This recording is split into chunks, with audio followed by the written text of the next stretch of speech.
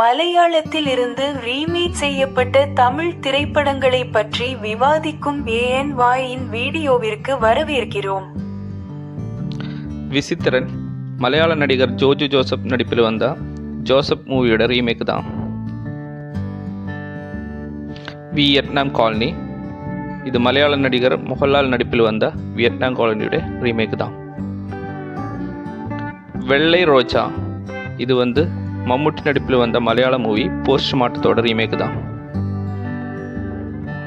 யார் மணமகன் இது மலையாள மூவி கிறிஸ்துமஸ் ராத்திரியோட ரீமேக் தான்.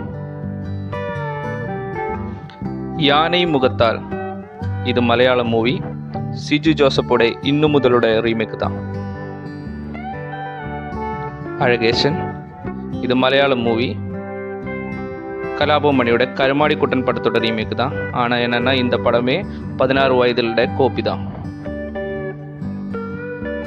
வெள்ளித்திரை மோகன்லால் நடிப்பில் வந்த உதயநாடு தாரம் படத்தோட ரீமேக் தான் வெள்ளித்திரை.